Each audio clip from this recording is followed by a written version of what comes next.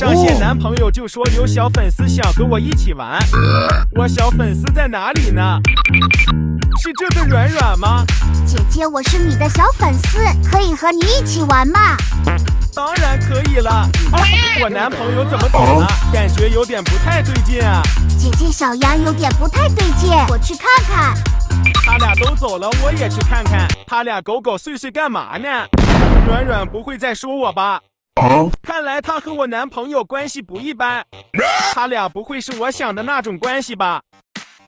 我男朋友好像对他挺抠搜的，他俩好像闹掰了。小杨还不让说，他俩的关系肯定有猫腻。那我必须得问清楚，我去黄金周来蛋仔岛度假吧。小杨肯定是做了对不起我的事了。